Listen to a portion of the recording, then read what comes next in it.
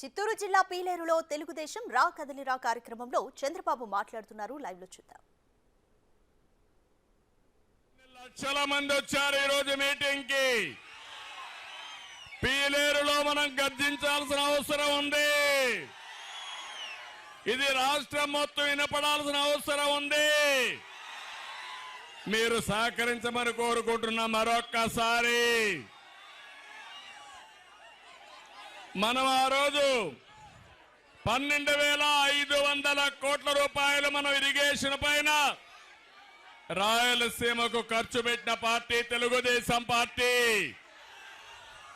నేను అడుగుతున్నా వైఎస్ఆర్ కాంగ్రెస్ పార్టీని, మీరు పెట్టింది 20% కూడా లేదు. నేను సవాలు విసురుతున్నా, మీరెంత ఖర్చు పెట్టారో చెప్పమని ఈ పీలేరు సభ ద్వారా సవాలు విసురుతున్నా.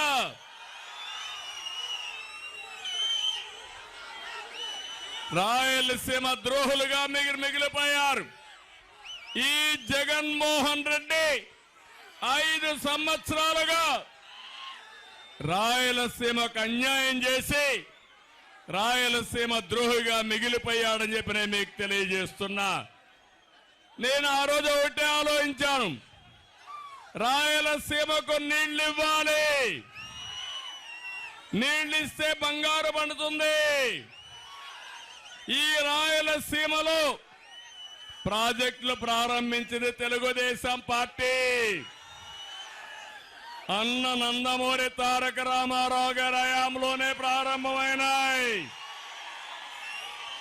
తెలుగు గంగ, హంద్రి నీవ, గాలేరు నగరి అన్ని ప్రాజెక్టులు ఆ రోజు ప్రారంభించిన ప్రాజెక్టులే.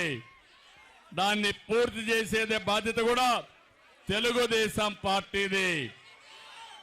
ఈ సంవత్సరం వర్షాలు సరిగా పడలేదు. నీళ్లు వచ్చాయా తమ్ముళ్ళు అని మిమ్మల్ని అడుగుతున్నా. గోదావరి నీళ్లు పట్టిసీమ ద్వారా కృష్ణా డెల్టాకిచ్చి అక్కడ వాడే నీళ్లు శ్రీశైలం ద్వారా 120 టీఎంసీ నీళ్లు తీసుకొచ్చిన ఘనత తెలుగుదేశం పార్టీది. అదే తెలుగుదేశం ఉండుంటే గోదావరి నీళ్లు బనకచెర్లకు తీసుకొచ్చేవాళ్ళం మనం. గోదావరి నీళ్లు వస్తే మనకు ఏ మాత్రం కూడా ఇబ్బంది లేదు. గోదావరిలో 2000 టీఎంసీ నీళ్లు ప్రతి సంవత్సరం సముద్రంలోకి పోతున్నాయి. ఆ నీళ్లు కొంతవరకు తెచ్చుకుంటే కాలువలన్నీ దివ్యాం. ఇవి పూర్తి చేసుకుంటే రాయలసీమ రతనాల సీమగా మారుతుంది. మీ జీవితాల్లో వెలుగు వస్తుంది. నేను ఒకటే ఆలోచించాను, రాయలసీమని పండ్ల తోటలకు ఒక హబ్బుగా తయారు చేయాలని. దుర్మార్గులు వచ్చి మొత్తం కూడా ఇబ్బంది పెట్టే పరిస్థితి వచ్చారు. నేను ఆ రోజు సీమ రైతుకి ఏదైతే ఆ రోజు మీరు చూస్తే డ్రిప్ ఇరిగేషన్ కు 90% సబ్సిడీ ఇచ్చా. ఇప్పుడు వస్తా ఉందా అని మిమ్మల్ని అడుగుతున్నా. ఇచ్చారా అని మిమ్మల్ని అడుగుతున్నా. మొన్ననే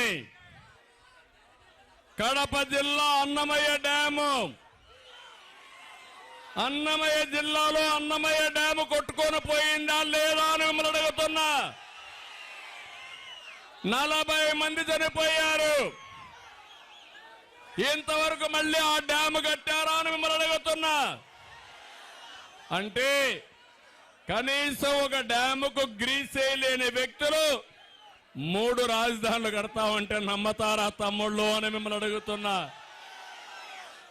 ఇలాంటి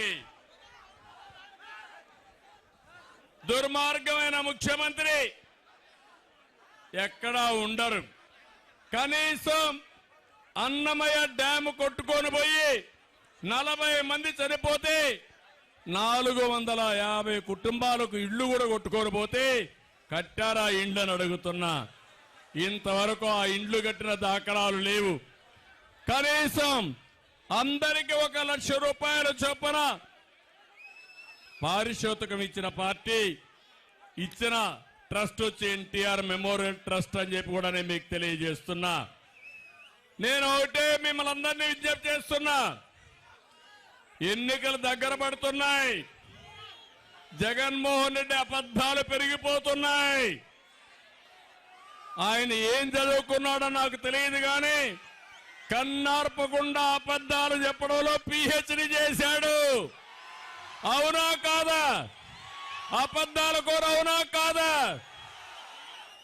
తమిళ్లో 10 రూపాయలు ఇస్తాడు,